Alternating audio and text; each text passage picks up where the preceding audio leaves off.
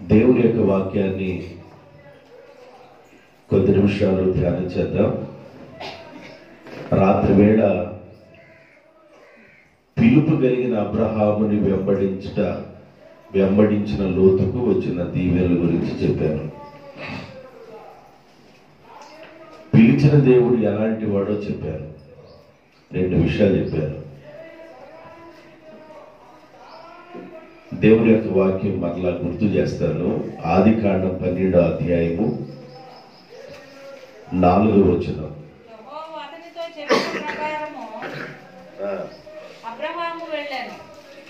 యెహోవా తనతో చెప్పిన ప్రకారము అబ్రహాము వెళ్ళెను. దేవుడు పిలిచిన అబ్రహాముతో పాటు లోతు కూడా వెళ్ళెను. దేవుడు మాట్లాడింది అబ్రహాముతో, దేవుడు మాట్లాడింది లోతుతో కాదు. దేవుడు మాట్లాడింది అబ్రహాముతో, దేవుడు మాట్లాడింది తేరాహుతో కాదు. అయితే అబ్రహాము ప్రయాణం ఎప్పుడైతే తన ఇంటిని, తన బంధువులను, స్వజనులను, తన తండ్రి ఇంటిని విడిచి ఎప్పుడైతే ప్రయాణం అవుతున్నాడో వాళ్ళ నాన్నగారు అన్నాడు, నువ్వు లేకుండా నేను బ్రతకలేనురా, నేను కూడా నీతో వస్తాను అని వాళ్ళ నాన్నగారు అబ్రహాముతో ప్రయాణమయ్యారు. వాళ్ళ నాన్నగారైన తేరాహు అబ్రహాముతో ప్రయాణమైనప్పుడు అబ్రహాము సహోదరుడు కుమారుడైన లోతు కూడా, బాబాయ్ నువ్వు లేకుండా నేను ఉండలేను, నేను కూడా వస్తాను బాబాయ్ అని బయలుదేరాడు. వస్తానన్న వాళ్ళు ఎవరొద్దంటారు? కనుక మనసు కలిగింది, రమ్మన్నాడు. లోతు బయలుదేరాడు, అలాగే తేరాహు కూడా బయలుదేరారు. తేరాహు ప్రయాణం కొంతలోనే ఆగిపోయింది. లోతు ప్రయాణం అబ్రహాముతో ముందుకి కొనసాగడం ప్రారంభమైంది. లోతు ప్రయాణం కూడా కొంతకాలం తర్వాత కట్ అయిపోయింది. జాగ్రత్తగా వినాలి. లోతు ఆశీర్వాదాన్ని పొందటానికి ముందుగా ఆశీర్వాదాలు ఇంకా లోతు మీదకి రాక మునుపు లోతు నమ్మకంగా వెంబడించాడు. ఆశీర్వాదాలు రాక మునుపు నమ్మకంగా వెంబడించాడు లోతు. ఎలాంటి ఆశీర్వాదాలు లోతు మీదకి వచ్చినాయి అని అంటే, ఆదికాండం 13వ అధ్యాయము 5వ వచనం. అబ్రహాముతో కూడా వెళ్ళిన లోతుకును గొర్రెలు, గొడ్లు, గుడారములు ఉండెను గనుక వారు కలిసి నివసించుటకు ఆ ప్రదేశము చాలకపోయెను. ఎందుకనగా వారి ఆస్తి వారు కలిసి నివసించలేనంత విస్తారముగా ఉండెను.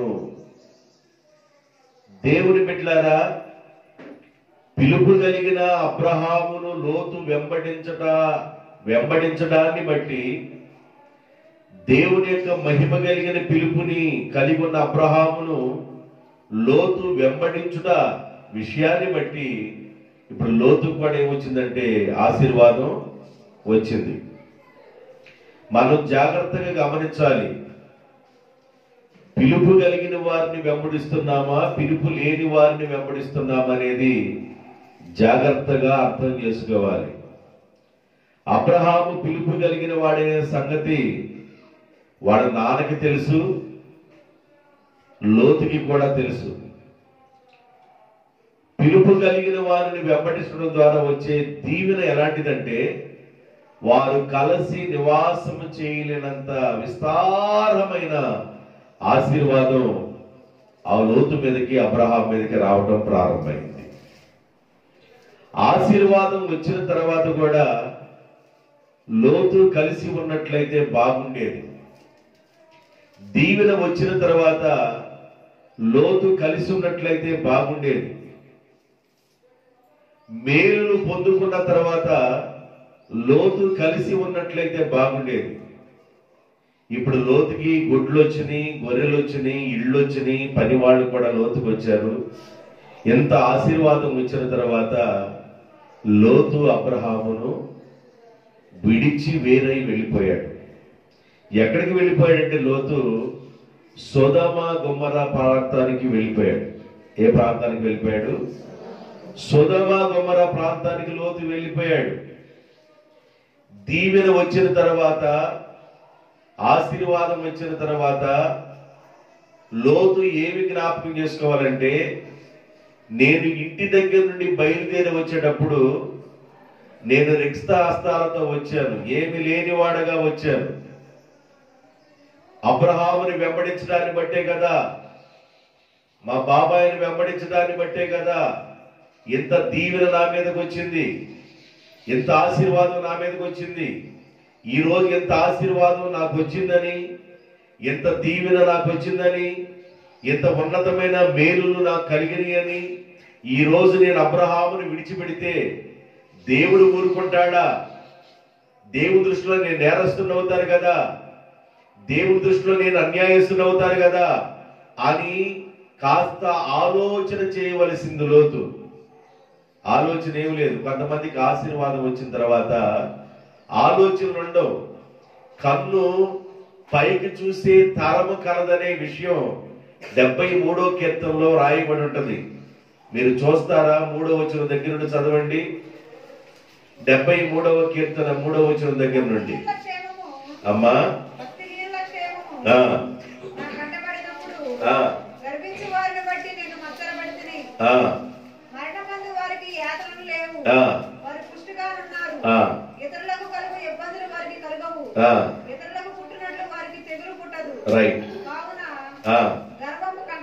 గర్వమును కంఠహారము వలె ధరించుకొని ఉన్నారు, వస్త్రము వలె వారు బలత్కారమును ధరించుకొని ఉన్నారు. క్రొవ్వు చేత వారి కన్నులు మెరకలు ఎక్కి ఉన్నవి. చాలు. వాళ్ళ కళ్ళు ఎక్కడికి ఎక్కినాయి అంట? నెత్తికొచ్చినాయి. కళ్ళు నెత్తికొచ్చేసినాయి. లోతు కళ్ళు ఎక్కడికి వచ్చేసినాయి? నెత్తికొచ్చేసినాయి. లోతు వాళ్ళ బాబాయిని బ్రతిమలాడాడు, బాబాయ్ నేను కూడా వస్తాను బాబాయ్, మా నాన్నగారు చనిపోయాడు కదా, ఇక నువ్వే నా దిక్కు, నేను నీతోనే ఉంటాను బాబాయ్, నువ్వు లేకుండా నేను బ్రతకలేను బాబాయ్ అని వెంబడించిన లోతు ఎప్పుడైతే గొర్రెలు, గొడ్లు, దాసదాసీలు, ఇళ్ళు ఎప్పుడైతే వచ్చినాయో కళ్ళే ఎక్కిని, కళ్ళు మెరకలకి ఎక్కిని. కళ్ళు ముక్కప్పుడు ఉండవలసిన కళ్ళు ముక్కప్పుడు ఉండకుండా పైన చూస్తున్నాయి. ఈ రోజు ఇంతగా నేను ఆశీర్వాదం పొందటానికి, ఈ రోజు ఎంతగా నేను దీవించబడటానికి నా వైపు చూడాలి. ఈ రోజు ఎంతగా నేను మేలు పొందటానికి కారణం మా బాబాయిని వెంబడించడాన్ని బట్టే కదా, దేవుని పిలుపు కలిగిన వాడిని వెంబడించడాన్ని బట్టే కదా నాకింత ఆశీర్వాదం వచ్చింది. కాబట్టి ఈ రోజున నేను ఆయన్ని విడిచి వెళ్ళకూడదనే ఇంకితమైన జ్ఞానం లేకుండా, ఆలోచన లేకుండా, ఏదైనా పెద్దవాడు గనుక నీ పశువుల కాపర్లకి నా పశువుల కాపర్లకి ఏదైనా గొడవ వస్తే ఆ గొడవల మొత్తాన్ని అణిచేవాడు నువ్వే కాబట్టి నీవే చెప్పి వారిని సరిచేయి బాబాయ్ అనవలసింది పోయి ఏమైపోయాడంట? ఏమైపోయాడు ఆయన లోతు? వెనక లైట్లు వేయండి, కళ్ళు మూసుకొని వింటున్నారా కళ్ళు తెరుచుకొని వింటున్నారా నాకు అర్థం కావట్లేదు. వెనక లైట్లు వేయండి. లెగవండి, ఒకళ్ళు దొక్కలు కూర్చున్నట్టు కూర్చున్నారు. లెగవండి అమ్మ, లైట్లు వేయండి వెనక. ఏ లైట్లో నొక్కితే వెలుగుతాయి ఏదో ఒకటి. వేయండి, ఇంకోటి. ఆ బాటిల్స్ ఉన్న కళ్ళు కనపడలేదు, ఎట్టిల్ని కూర్చోండి.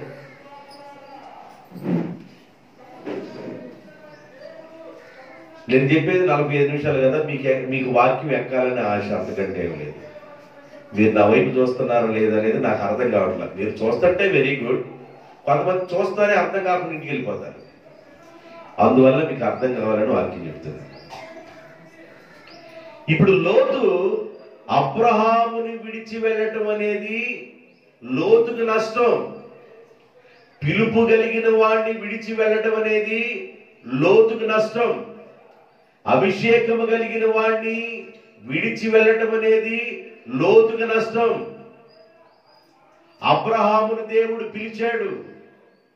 ఎలాంటి పిలుపుతో పిలిచాడంటే మహిమ కలిగిన పిలుపు. అది ఏ పిలుపు అంట? మహిమ కలిగిన పిలుపు. ఆ పిలిచిన దేవుడు ఎలాంటి వాడో రాత్రి వేళ నేను మీకు చెప్పాను. ఆ పిలిచిన దేవుడు ఎలాంటి వాడంటే, ఎలాంటి వాడని చెప్పాను? మహిమ గల పిలుపు. తర్వాత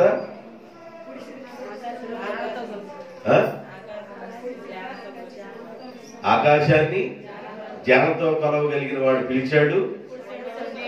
తన పురుషుడితో నీళ్లను కొలవగలిగిన వాడు పిలిచాడు.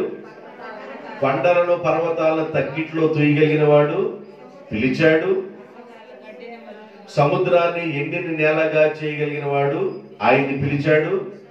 నదులను ఎడారిగా చేయగలిగిన వాడు అబ్రహాముని పిలిచాడు. ఆకాశాన్ని మేఘములతో కప్పగలిగిన వాడు ఆయన్ని పిలిచాడు. ఆకాశము నుండి వర్షమును వడగండ్లు పంపించగలిగిన దేవుడు అబ్రహామును పిలిచాడు. ఆకాశము నుండి అగ్ని కురిపించగలిగిన వాడు అబ్రహామును పిలిచాడని ఆ పిలిచిన దేవుని యొక్క విధానాలు ఎలా ఉన్నాయో మీకు చెప్పాను. ఎంత గొప్ప దేవుడు, ఎంత శక్తి కలిగిన వాడు, జ్ఞానతో ఆకాశమును కొలగలిగిన వాడు, ఆకాశమును మేఘములతో కప్పగలిగిన వాడు, ఆకాశము నుండి వడగండ్లను వర్షాన్ని కురిపించగలిగిన వాడు, ఆకాశము నుండి అగ్నిని కురిపించగలిగిన వాడు, ఎంత మహిమ కలిగిన దేవుడు అబ్రహామును పిలిచాడు. ఒక వ్యక్తిని దేవుడు పిలిచాడంటే చాలా చాలా ఉన్నతమైన ఆలోచనలు దేవునికి ఉంటాయి. సొదొమ మెసొపొతేమియా ప్రాంతంలో కల్దీల ఊరనే పట్టణంలో చాలా మంది ప్రజలు ఉండగా దేవుడు అబ్రహామునే ఎందుకు పిలిచాడు? అబ్రహామునే పిలవడానికి గల కారణం ఏంటంటే అబ్రహాము నమ్మకమైన మనస్సు కలిగిన వాడు. చాలా మంది ఉన్నారు ఆ ప్రాంతంలో, చాలా కుటుంబాలు ఉన్నాయి. అన్ని కుటుంబాలలో అబ్రహామునే దేవుడు ఎందుకు పిలిచాడంటే అతడు నమ్మకమైన మనస్సు గలవాడని యెహోవా ఎరిగి. దేవుడు మనిషిలో దేన్ని చూస్తాడంటే మనసును చూస్తాడు. మనము మనిషిలో దేన్ని చూస్తామంటే పై వేషాన్ని చూస్తాం, పై రూపాన్ని చూస్తాం, పైనున్న మెరుగులు చూస్తాం, పైనున్న అందాన్ని చూస్తాం. కానీ దేవుడు హృదయములో అంతరంగములో ఉన్న ఆలోచన దేవుడు చూస్తాడు. అబ్రహాము నచ్చాడు కనుక దేవుడు అబ్రహాముని పిలిచాడు. ఈ రోజున దేవుడు ఎలా పిలుస్తున్నాడంటే ప్రయాసపడి భారము మోయుచున్న సమస్త జనులారా నా దగ్గరికి రండి, నేను మీకు విశ్రాంతిని కలుగు చేస్తానని అందరినీ, బాధలో ఉన్న వాళ్ళని, శ్రమలో ఉన్న వాళ్ళని, కన్నీటిలో ఉన్న వాళ్ళని, వేదల్లో ఉన్న వాళ్ళని, నిట్టూర్పులో ఉన్న వాళ్ళని, అన్ని రకాలైన వ్యాధులను చెందుతున్న వాళ్ళని దేవుడు అంటాడు నా దగ్గరకు రండి, నేను మీకు విశ్రాంతిని కలుగు చేస్తాను. దేవుని దగ్గరికి అందరికంటే ముందుగా ఉండాలి, గుర్తుపెట్టుకోవాలి. ఇది చాలా ప్రాముఖ్యమైన విషయం. 2025 సంవత్సరానికి ఇది చాలా ప్రాముఖ్యమైన విషయం. దేవుని దగ్గరకు అందరికంటే ముందుగా ఉండాలి. ఈ సంవత్సరం చేర్చుడు, ఈ సంవత్సరం నువ్వు చేర్చుడు. అలాగా నీ మీదకి వచ్చే ఆశీర్వాదాన్ని నువ్వు తర్వాత గమనించు. అందరికంటే నువ్వు ముందుగా ఉండాలి. బెతస్దా కోనేటి దగ్గర దేవదూత నీళ్లు కదిలిస్తున్నప్పుడు అందరికంటే ముందుగా ఎవడా కోనేటిలో దిగునో, ముందుగా ఎవడైతే దిగునో ఆ వ్యక్తి బాగుపడును. ముందుగా ఉండాలి. దేవుని సన్నిధికి నువ్వు ముందుగా కనబడాలి. దేవుని సన్నిధికి ముందుగా కనబడాలి. ఈ వాక్యము 4 వారాలు పనిచేయొచ్చు. 5వ వారానికి మరలా నీకు నీరసం రావచ్చు. ఈ వాక్యము 4 వారాలకో 5 వారాలకో 4 నెలలకు 5 నెలలకో కాదు. దేవుని దగ్గరికి ముందుగా ఉండటానికి నువ్వు ప్రయత్నం చేయాలి. ముందుగా పరిగెత్తాలి ప్రభు సన్నిధికి. ముందుగా ఉన్నవాడే దీవెన పొందుతాడు. పందె పరుగులు అందరూ పరిగెడతారు కానీ ఎవడైతే ముందుగా వెళతాడో వాడే బహుమానాన్ని పొందుతాడు. పందె రంగులు అందరూ పరిగెడతారు, 1 2 3 అనగలే అందరూ పరిగెడతానికి ప్రయత్నం చేస్తారు. వీరందరిలో ఎవడైతే ముందుగా వెళతాడో వాడు బహుమానాన్ని పొందుతాడు. అపోస్తలుడు పౌలు అంటాడు, నేను గురి లేని వాడిగా పరిగెత్తడం లేదు, నాకు ఒక గురి ఉంది. ఆత్మ సంబంధంగా నాకు ఒక గురి ఉంది. నేను గురి దగ్గరికే పరిగెడుతున్నా. గురి లేని గుడ్డెద్దులాగా నేను వెళ్ళటం లేదు. గురి లేని గుడ్డెద్దులాగా నేను ప్రయాణం చేయటం లేదు. గురి కలిగిన వాడిగా నేను ప్రయాణం చేస్తున్నాను. గురి యొద్దకే పరిగెడుతున్నానంటాడు పౌలు గారు. కాబట్టి దేవుడు పిలిచే పిలుపు చాలా ప్రత్యేకమైందని చెప్పాను. అది మహిమ కలిగిన పిలుపు. పిలిచిన వాడు ఎలాంటి వాడో మీకు తెలియజేశాను. దానిలో నుండి కొన్ని మాటలు నేను చెప్పాలని ఆశపడుతున్నాను. 1 కొరింథీయులకు రాసిన పత్రిక 1వ అధ్యాయము 26వ వచనం. 1 కొరింథీయులకు రాసిన పత్రిక 1వ అధ్యాయము 26వ వచనం. సహోదరులారా, మిమ్ములను పిలిచిన పిలుపును చూడండి. మీలో లోకరీతిని జ్ఞానులైనను ఘనులైనను గొప్ప వంశము వారైనను అనేకులు పిలవబడలేదు. సహోదరులారా, మిమ్మల్ని పిలిచిన పిలుపును ఒకసారి చూడండి. జ్ఞానులైనను ఘనులైనను గొప్ప వంశపు వారైనను అనేకులను దేవుడు పిలవలేదు. గాని ఏ శరీరియు దేవుని ఎదుట అతిశయించకుండా ఉండునట్లు జ్ఞానులను సిగ్గుపరచుటకు లోకములో ఉన్న వెర్రివారిని దేవుడు పిలిచెను. ఏర్పరచుకొని ఉన్నాడు. బలవంతులైన వారిని సిగ్గుపరచుటకు లోకములో బలహీనులైన వారిని ఏర్పాటు చేసుకున్నాడు. ఎన్నికైన వారిని వ్యర్థము చేయుటకు లోకములో ఎన్నిక లేని వారిని నీచులైన వారిని దేవుడు ఏర్పాటు చేసుకొని ఉన్నాడు. దేవుడంట ఏదో జ్ఞానులను గనులను గొప్ప వంశం వారిలో దేవుడు పిలవలా. జ్ఞానుల్ని గనుల్ని గొప్ప వంశం వాళ్ళ దేవుడు పిలవలా. మేము జ్ఞానులు అనుకునే వాళ్ళు పర్లేదు, ఆడే ఉండండి బాబు అంటాడు దేవుడు. పర్లేదు, నాకు బాగా జ్ఞానం ఉంది, తెలివితేటలు బాగున్నాయి, నువ్వు ఆడే ఉండి అంటాడు దేవుడు. లోకంలో జ్ఞానులైన వారిని గనులైన వారిని గొప్ప వంశం వారిని దేవుడు పిలవలా. ఘనహీనముగా ఉన్న వారిని, ఎన్నిక లేని వారిని, నీచులుగా ఉన్న వారిని, తృణీకరించబడిన వారిని, పెంట కుప్ప మీద దీనుడుగా దరిద్రులుగా ఉన్న వారిని దేవుడు ఏర్పాటు చేసుకొని ఉన్నాడు. దేవుడు పిలిచిన పిలుపు ప్రత్యేకమైంది. మెసొపొతేమియా ప్రాంతంలో కల్దీల ఊరనే పట్టణంలో జ్ఞానులు ఉన్నారు, గనులున్నారు, గొప్ప వంశం వారు ఉన్నారు. వాళ్ళందరిని ఎవరిని పిలవలేదు కానీ ఎన్నిక లేకుండా ఉన్నవారిని, తృణీకరించబడిన ఆ విధానంలో ఉన్న వారిని దేవుడు పిలిచాడనే మాట ఇక్కడ మనకు కనబడుతుంది. దేవుడు మనల్ని పిలుస్తున్నాడంటే అది ఉన్నతమైన పిలుపు. దేవుడు ఏదైనా కళ ద్వారా, దర్శనం ద్వారా దేవుడు నిన్ను పిలుస్తున్నాడంటే, మహిమ కలిగిన దేవుడు నిన్ను పిలుస్తున్నాడంటే అది ఉన్నతమైన పిలుపు. ఇది గుర్తించాలి. నువ్వు పిలిచిన దేవుడే సామాన్యమైన వాడు కాదు.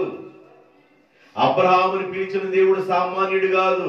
ఒకవేళ కళ ద్వారా దేవుడు నీతో మాట్లాడుతున్నాడా, ఒకవేళ దర్శనం ద్వారా దేవుడు నీతో మాట్లాడుతున్నాడా, ఒకవేళ స్వరము ద్వారా దేవుడు నీతో మాట్లాడుతున్నాడా, ఆ పిలుపును గ్రహించి నువ్వు గమనించి ఆ పిలుపుకు తగిన విధంగా గాని నువ్వు ప్రవర్తించినట్లయితే లోకములో గనుల కంటే, లోకములో ఒక బలమైన వంశము వారి కంటే, లోకములో జ్ఞానుల కంటే నిన్ను అత్యధికమైన ఆశీర్వాదంతో నింపి వాళ్ళందరికంటే శ్రేష్టమైన స్థానంలో ప్రభు నిలబెడతాడు. సమూయేలు చర్చిలో పడుకొని ఉన్నాడు. సమూయేలు ఎక్కడ పడుకున్నాడు? చర్చిలో పడుకొని ఉన్నాడు. ఏలీ పాస్టర్ గారు ఒక రూమ్ లో పడుకొని ఉన్నాడు. ఏలీ పాస్టర్ గారి పిల్లలు అందరూ ఎలాగున్నారంటే కబడ్డీ ఆట ఆడటంలో నెంబర్ 1 కబడ్డీ కబడ్డీ కబడ్డీ ఆడపడితే ఆడ ఆడుతున్నారు వాళ్ళు కబడ్డీ ఆట. ఎవరు? ఏలీ కుమారులు కబడ్డీ ఆట బాగా ఆడుతున్నారు. బాగా కబడ్డీ ఆటలో ఆరితేరేరాళ్ళు. ఇలాంటి పరిస్థితులు ఉన్నాయి. దేవుడు ఒక రాత్రి వేళ సమూయేలు దగ్గరికి వచ్చి మాట్లాడుతున్నాడు. సమూయేలు సమూయేలు సమూయేలు అని దేవుడు పిలుస్తుంటే తుల్లిపడి నిద్ర నుంచి లేచి వాళ్ళ ఆత్మ సంబంధమైన తండ్రి అయిన ఏలీ పిలుస్తున్నాడని గబగబా గబగబా వెళ్ళిపోయి గదికి వెళ్ళి తలుపు కొట్టి, నాయనా మీరు నన్ను ఏమన్నా పిలిచారా అని అడిగాడు. లేదు నాయనా, నిన్ను పిలవలేదు, వెళ్ళి పడుకో అన్నాడు. మళ్ళా కొద్దిసేపు ఆగిన తర్వాత దేవుడు వచ్చి సమూయేలు పిలుస్తున్నాడు. సమూయేలు సమూయేలు సమూయేలు అని పిలుస్తుంటే తుల్లిపడి మళ్ళీ లేచాడు. మళ్ళీ పాస్టర్ గారి దగ్గరికి వెళ్ళి, నాయనా మీరు నన్ను ఏమైనా పిలిచారా అని అడిగాడు. లేదు నాయనా. పాస్టర్ గారికి ఆలోచన చేసింది, దేవుడి బిడ్డని దర్శిస్తున్నాడు, దేవుడి బిడ్డని తాగుతున్నాడు, దేవుడి బిడ్డని పిలుస్తున్నాడు. ఎందుకు ఏలీ పాస్టర్ గారికి ఆలోచన ఇచ్చిందంటే, దేవుడు మాట్లాడి కొన్ని సంవత్సరాలు అయిపోయింది. ఆ రోజుల్లో యాజకుడిగా ఉన్న ఏలీతో దేవుడు మాట్లాడటం లేదు. ఆ రోజుల్లో ప్రవక్తలుగా ఉన్న వాళ్ళతో మాట్లాడటం లేదు. దేవుడు మౌనంగా ఉండిపోయాడు. దేవుడు ఎవరితో మాట్లాడతల్లా. నమ్మకస్తుల కోసం దేవుడు చూస్తున్నాడు భూమి మీద. ఎవరైతే నమ్మకమైన హృదయం కలిగి ఉన్నారో వాళ్ళ కోసం దేవుడు చూస్తున్నాడు. ఆ నమ్మకంగా ఉన్నవారు ఎవరు కనబడ్డాడయ్యా అంటే బాలుడైన సమూయేలు కనబడ్డాడు. బాలుడైన సమూయేలు కనబడ్డాడు. దేవుని మందిరాన్ని విడిచిపెట్టేవాడు కాదు. పిల్లల మందిరంలో ఎదుగుతున్నప్పుడు, పిల్లలు దేవుని సన్నిధిలో ఎదుగుతున్నప్పుడు పిల్లలు మనం ప్రోత్సహించాలి. ఒకవేళ అలాగానే మనం ప్రోత్సహించకపోతే స్కూల్లో ఉన్న అరుగుల మీదే మన పిల్లలు ఉంటారు. ఆ తర్వాత నువ్వు తలకాయ బాదుకో, ఆ తర్వాత తలకాయలో ఉన్న నరాలకి ఇంజక్షన్లు చేయించుకో, నరాలకి తలలో ఉన్న నరాలకి ముచ్చిన గుడ్ల పొడిపించుకో, ఇంజక్షన్లు చేయించుకో. ఆ తర్వాత నీ కర్మ.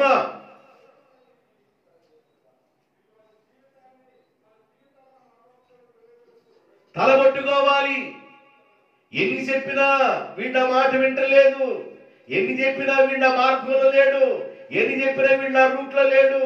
ప్రార్థన చేయి అన్నాయి, ప్రార్థన చేయి సున్నాయి అన్నా కూడా సున్నాయి లేదు, అన్నాయి లేదు. బ్రతివిలాడల్లా చెప్తాడు సేవకుడు. నువ్వు మందిరంలో ఉంటే ఏమైనా లాభం ఏమైనా వచ్చిందా? నువ్వు మందిరంలో ఉంటే నెలకు ఒక 30,000 20,000 అన్న వద్దయ్యా? నీ పిల్లల మందిరంలో ఉంటే నీకు మేలు. ఆ డబ్బును నువ్వు విలువ కట్టలేవు. నీ పిల్లల దేవుని మందిరంలో ఎదిగితే నీకు మేలు. ఆ అరుగు మీద నుంచి కాస్త స్కూల్లో కానీ జారారంటే 3 ముక్కలు ఆట ఆడుతూ ఉంటారు. ఇక టపో టపో టపో టపో నిన్ను ఆడిస్తాడు 3 ముక్కలు ఆట ఇంట్లో.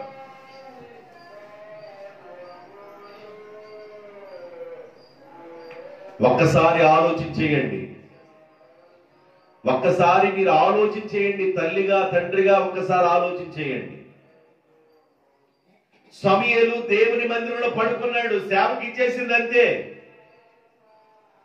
సేవకి ఇచ్చిన తర్వాత ఆ సంవత్సరానికి ఒకసారి తప్ప ఇక మధ్యలో వెళ్ళలా. మన పిల్లలు హాస్టల్లో ఉంటే వారానికి ఒకసారి చూడటానికి వెళతాం. మన పిల్లలు హాస్టల్లో ఉంటే 2 వారాలకు ఒకసారి వెళతాం. మన పిల్లలు హాస్టల్లో ఉంటే నెలకు ఒకసారి వెళతాం. మరలా సంవత్సరం వచ్చేంత వరకు తల్లిగా ఉన్న హన్న అక్కడికి వెళ్ళలా. సంవత్సరానికి ఒకసారి, ఏడాదికి ఒకసారి వెళ్ళి విచిత్రమైన అంగీని కుట్టించి ఆ అంగీని తీసుకెళ్లి ఆ బిడ్డకి ప్రజెంటేషన్ చేసి వస్తా ఉండేది. అమ్మా నువ్వు లేకపోతే దిగిలేస్తుందా?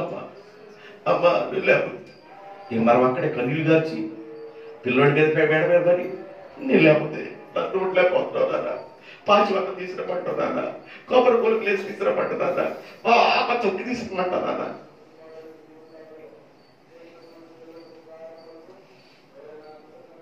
సమయలు ఏ వయసులో వదిలిపెట్టింది వాళ్ళమ్మ? పాలు మారిన తర్వాత. ఎప్పుడు వదిలిపెట్టింది? పాలు మారిన తర్వాత. ఆ మధ్య ఒకటి సేవకి ఎత్తానంది. ఒక అరుగు మీద కూర్చున్నాడు, డ్రాయర్ వేసుకొని కూర్చున్నాడు. పేదరాముడు సొల్లు గారుతా ఉంది. పాత్ర గారు అన్నాడు. ఆడినిచ్చిందండి సేవకి. మరి ఇంకొకడమ్మ ఆడు ఇంజనీర్ చదువుతున్నాడండి. ఆడేమన్నా ఇంజనీర్ చదువుతాడంటే వీడి సేవ చేసుకోవాలా. ఇక వీడికి డ్రాయింగ్లు వేసుకుంటా, మార్చుకుంటా, సొల్లు తుడుచుకుంటా, కచ్చీపులతో తడిచిపోయినట్టుగా సేవ చేసుకోవాలి. వీడి సేవ చేసుకోవాలి.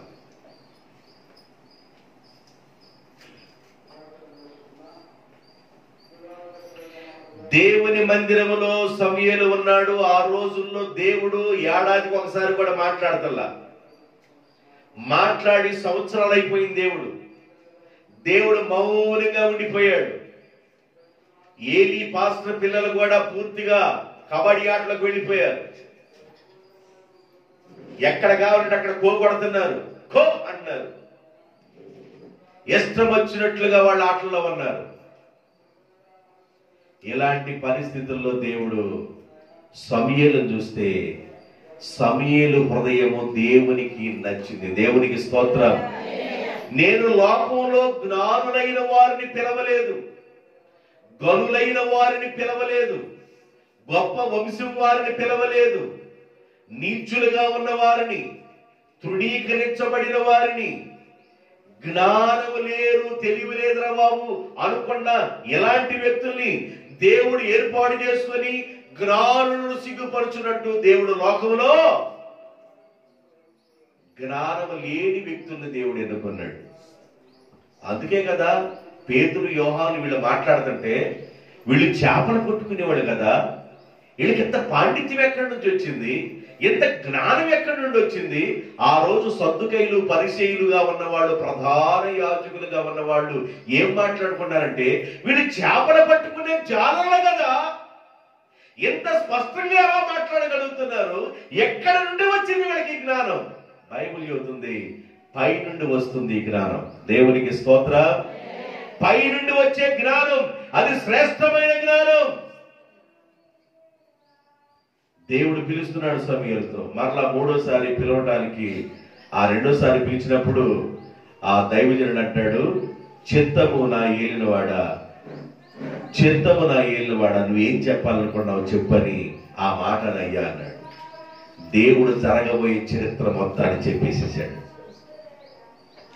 పిల్లడి దగ్గరికి వెళ్ళి అడుగుతున్నాడు, ఎవరన్నా మాట్లాడారా ఎవరన్నా అని. భయపడుతున్నాడు చూడటానికి. నువ్వేం భయపడద్దు, ఏమి జరగబోతుందో చెప్పు అన్నాడు. జరగబోతుంది మొత్తం చెప్పాడు. దేవుడు మనల్ని పిలిచిన పిలుపు చాలా ప్రత్యేకమైంది. హెబ్రీయులకు రాసిన పత్రిక 11వ అధ్యాయము 8వ వచనం. హెబ్రీయులకు రాసిన పత్రిక 11వ అధ్యాయము 8వ వచనం.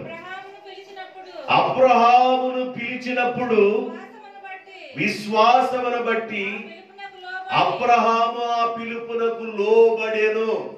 ఏమైపోయాడంట ఆయన? లోబడ్డాడు.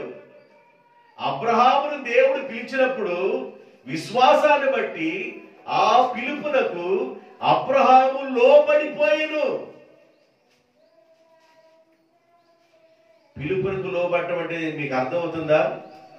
పిలుపు లోబడటం అంటే దాని అర్థం ఏంటంటే నాగట మీద చేయి వేయుట అని అర్థం. నాగట మీద చేయి వేసిన వాడు బర్ల వెనుతట్టు చూడకూడదు, తిరగకూడదు. అంటే అబ్రహాము పిలుపునకు లోబడ్డాడు అంటే లోబడ్డ అబ్రహాముకు ఎన్నో కష్టాలు వచ్చినాయి, ఎన్నో బాధలు కలిగినాయి, కరువు కూడా వచ్చింది. అన్ని పరిస్థితుల్లో, కుటుంబంలో, పిల్లల మధ్య ఒకవేళ ఏ పరిస్థితులు వచ్చినా, ఎలాంటి స్థితిగతులు ఆయనకు సంభవించినా వాటన్నిటిలో అబ్రహాము పిలుపునకు లోబడే ఉన్నాడు. నువ్వంటావు, అయ్యా పాస్టర్ గారు నేను దేవుడిని నమ్ముకున్నానయ్యా, దేవుడిని నమ్ముకున్న దగ్గర నుండి నాకు ఆ కష్టం వచ్చిందయ్యా, ఈ కష్టం వచ్చిందయ్యా, ఆ బాధ వచ్చిందయ్యా, ఈ బాధ వచ్చిందయ్యా అని నువ్వు బాధలే గుర్తు చేసుకుంటావు. కానీ ఆ బాధల్లో మహిమ కలిగిన దేవుడు ఎలా పనిచేస్తూ వాటిలో నుండి నిన్ను తప్పించుకుంటా వస్తున్నాడో ఒక్కసారి ఆ మహిమ కలిగిన దేవుని యొక్క హస్తాన్ని నువ్వు పరిశీలనగా తెలుసుకోవాలి. 3.5 సంవత్సరాలు భూమి మీద వర్షం లేదు. ఏలియా ప్రార్థన చేస్తా ఉన్నాడు. అక్కడ దగ్గర ఉన్న వ్యక్తిని ఏమన్నా ప్రార్థన చేసిన తర్వాత నీకు ఏమైనా కనబడుతుందనంటే ఏం లేదు. ఆకాశం మేఘం లేదు, ఆకాశం నిర్మలంగా ఉంది, ఏ మేఘం లేదు.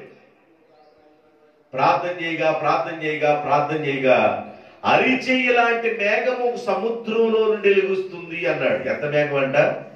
అరిచెయ్యి లాంటి మేఘము సముద్రం నుండి లెగుస్తుంది అన్నాడు. ఈ అరిచెయ్యి లాంటి మేఘమే ఎంత అద్భుతం చేస్తుందో. మహిమ కలిగిన దేవుని యొక్క హస్తము నీ కష్టకాలంలో ఎలా పనిచేస్తుందో దాన్ని అర్థం చేసుకుంటే ఆ హస్తము ఎంత బలమైన పని చేస్తుందో నువ్వు గమనించగలవు. దేవుడు అబ్రహాముని పిలిచినప్పుడు పిలుపులకు అబ్రహాము లోబడెను. సహోదరులారా, మిమ్మల్ని పిలిచిన పిలుపుని ఒక్కసారి చూడండి. గనులైన వారిని, జ్ఞానులైన వారిని, గొప్ప వంశం వారిని అనేకులను దేవుడు పిలవలేదు. గాని ఎవరిని పిలిచాడు దేవుడు? ఎవరిని పిలిచాడు? నీచులను, ఘనహీనంగా ఉన్న వారిని, తృణీకరించబడిన వారిని, ఇలాంటి వాళ్ళని దేవుడు పిలిచాడు. ఆయన పిలుపు చాలా ప్రత్యేకమైంది. 2 తిమోతి రాసిన పత్రిక 1వ అధ్యాయము 10వ వచనం. 2 తిమోతి రాసిన పత్రిక 1వ అధ్యాయము 10వ వచనం. మన క్రియలను బట్టి కాక తన స్వకీయ సంకల్పమును బట్టి అనాది కాలముననే క్రీస్తు యేసునందు మనకు అనుగ్రహింపబడినదియు క్రీస్తు యేసు అను మన రక్షకుని ప్రత్యక్షత వలన బయలుపరచబడినదియునైనను తన కృపను బట్టి మనలను రక్షించి పరిశుద్ధమైన పిలుపుతో ఆయనను మనలను పిలిచెను. దేవుడు ఏ పిలుపుతో పిలుస్తున్నాడంట? పరిశుద్ధమైన పిలుపుతో దేవుడు పిలుస్తున్నాడు. అబ్రహాముని పిలిచిన పిలుపు పరిశుద్ధమైనది. పిలిచిన దేవుడు మహిమ కలిగిన దేవుడు. పిలిచిన దేవుడు ఆకాశాన్ని జ్ఞానంతో కలవగలిగిన వాడు. పిలిచిన దేవుడు కొండల పర్వతాలను తుయ్యగలిగిన వాడు. పిలిచిన దేవుడు ఆకాశాన్ని మేఘముతో కప్పగలిగిన వాడు. పిలిచిన దేవుడు ఆకాశం నుండి వర్షమును, ఆకాశం నుండి అగ్నిని కురిపించగలిగిన దేవుడు. పిలిచిన దేవుడు సముద్రాన్ని ఎండజేయి దేవుడు. పిలిచిన దేవుడు నదులను ఎడారిగా చేయగలిగిన దేవుడు. పిలిచిన దేవుడు పుడిచెడుతో నీళ్లను కొలవగలిగిన దేవుడు. ఇలాంటి దేవుడు ఏ విధమైన పిలుపుతో పిలుస్తున్నాడు అంటే పరిశుద్ధమైన పిలుపుతో పిలుస్తున్నాడు. ఎలాంటి వారిని పిలుస్తున్నాడు దేవుడు? జ్ఞానులైన వారిని, గనులైన వారిని, గొప్ప వంశం వారిని పిలవటం లేదు. పెంట గొప్ప మీద ఉన్న దీనులుగా, దరిద్రులుగా ఉన్న వారిని పిలుస్తున్నాడు. తీసివేయబడిన వారి, ఎన్నిక లేని వారిని ఆయన పిలుస్తున్నాడు. ఒక్కసారి మనం ఏమని ప్రార్థన చేసుకోవాలంటే, ప్రభువా మీ పిలుపు చాలా ఉన్నతమైంది నాయన. దేవుడే గాని నిన్ను పిలిచినట్లయితే కష్టాలు రావని చెప్పటల్లా, నిందలు రావని చెప్పటల్లా, అవమానాలు రావని చెప్పటల్లా, బాధలు రావని చెప్పటల్లా, వీటన్నిటితో పాటు బహుమానాలు ఉన్నాయని చెబుతున్నా. పిలుపు కలిగిన అబ్రహామును పిలుపు లేని లోతు వెంబడించుట కారణాన్ని బట్టి అబ్రహాము మీదకి వచ్చిన ఆశీర్వాదము లోతు మీద కూడా వచ్చినాయి. అందుకని మనం ఏం చేయాలంటే దైవ సేవకుడిని, దైవజనుడిని వెంబడిస్తూ వెళ్ళాలి. పరమగీతాల గ్రంథాల్లో రాత్రి మీకు చెప్పాను, మందల అడుగు జాడలను బట్టి మనం నడవాలంట. ఎలా నడవాలి? మందల అడుగు జాడలను గమనించుకొని మనం నడవాలి. కాబట్టి ఆయన పిలుపు ఎలాంటిదో మీకు చెబుతాను. పిలిచినప్పుడు వినకపోతే వచ్చే లాస్ కూడా చెప్తాను. ఎందుకంటే మనకి కామర్స్ కామర్స్ ఏనా, ఇప్పుడు సిఈసిలో ఏది మెయిన్? కామర్స్. కామర్స్ లో క్రెడిట్ డెబిట్ అని ఉంటుంది. నేను కామర్స్ వ్యక్తినే, నాకు రెండు చెప్పడం తెలుసు. క్రెడిట్ తెలుసు, డెబిట్ తెలుసు, లాభ నష్టాలన్నీ తెలుసు. కాబట్టి వాటి గురించి చెప్తాను, జాగ్రత్తగా వినండి. ఇంటి లాభం చెప్తాను, వెనకపోతే వచ్చే నష్టం గురించి కూడా చెప్తాను. యెషయా గ్రంథం 66వ అధ్యాయం 4వ వచనం. యెషయా గ్రంథం 66వ అధ్యాయం 4వ వచనం. నేను పిలిచినప్పుడు ఉత్తరమిచ్చువాడు లేకపోయెను, నేను మాట్లాడినప్పుడు వినువాడు ఒకడును లేకపోయెను.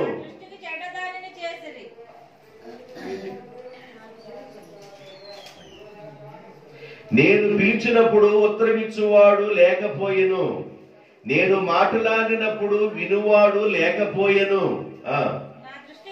నా దృష్టికి చెడ్డదా అయినది చేసి నాకు ఇష్టము కాని దానిని మీరు కోరుకొన్నారు. కావున నేను వారిని మోసములో ముంచుదును. అవేనండి, కింద ఉంటాయి, లెక్కేసుకున్న తర్వాత చూడండి, నాకెళ్ళి చూడండి. నేను పిలిచినప్పుడు ఉత్తరం ఇచ్చిన వాడు లేకపోయాను. ఇప్పుడు నా పేరు పెట్టి పిలువయ్య అన్నవాళ్ళు ఒక చేతులు ఎత్తండి ధైర్యం. సుజాత, మాయ్ సుజాత,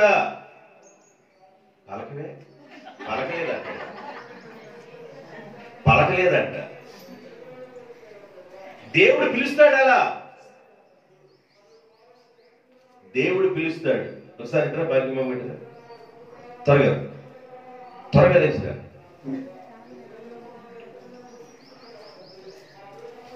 ఆ భాగ్యమ్మ వయసు ఎంత చూడు, ఎంత తొందరగా లేచి వచ్చింది. ఒకసారి మన ఇల్లు అక్కడ ఉంది, ఎక్కడ జాకబోళ్ళ దగ్గర ఉంది. ఎలిజబెత్ అమ్మ జ్వరంలో ఉంది, బాగా జ్వరంలో ఉంది. నేను ఆదివారం ప్రార్థన అయిపోయిన తర్వాత నేను వేరే ఊరు వెళ్ళాలి, నాకు కబురు చేశారు. ఏమని కబురు చేశారంటే, బాగా జ్వరంతో ఉంది, మూలుగుతా ఉంది, వచ్చి ప్రార్థన చేసి వెళ్ళమని కబురు చేశారు. నేను ప్రార్థన అయిపోయిన తర్వాత అడావుడిగా బ్యాగ్ తీసుకొని మరి భోజనం చేసి అన్ని సర్దుకొని నేను మర్చిపోయి ఈ విషయాన్ని వెళ్ళిపోయాను.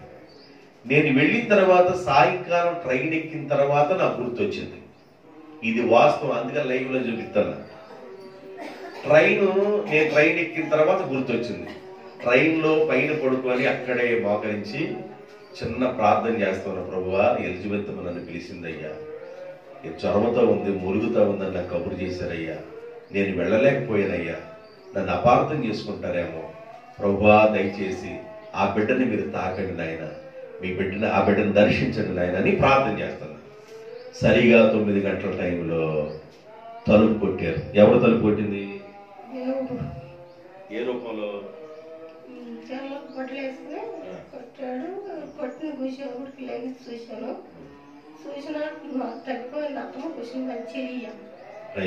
దేవుని స్తోత్రం చెప్పండి. హల్లెలూయా. మంచిది, కూర్చోండి. నేను ఎందుకు ఈ మాటలు చెబుతున్నానంటే, దేవుడు తలుపు కొట్టల్లా దర్శిస్తాడు. మీరు వచ్చారయ్యా, తలుపు కొట్టారు, మీరు వచ్చారని మీ స్వరముని తలుపు తెరిశాను, మీరు ప్రార్థన చేశారు, జ్వరము నాకు విడిపోయింది. నిద్రలోనే జ్వరం విడిపోయింది. నిద్రలో విడిపోయిన జ్వరం ఇక రాలా. అందుకే లైవ్లో చెప్పించాను. దేవుడు మనల్ని పిలుస్తాడు. ఈ విషయాన్ని మీరు గమనించాలి. ఆయన కళ ద్వారా పిలుస్తాడో, దర్శనం ద్వారా పిలుస్తాడో, స్వరము ద్వారా పిలుస్తాడో. సౌలుని పౌలుగా మార్చేటప్పుడు సౌలా సౌలా సౌలా సౌలా అని దేవుడు పిలిచినట్లుగా ఆయన ఎలా పిలుస్తాడో తెలియదు. బైబిల్ చెబుతుంది, నేను పిలిచినప్పుడు ఉత్తరం ఇచ్చిన వాడు లేడు, నేను మాట్లాడినప్పుడు వినువాడు లేడు. నా దృష్టికి మీరు చెడ్డదైనది చేస్తున్నాను, నేను పిలుస్తున్నాను.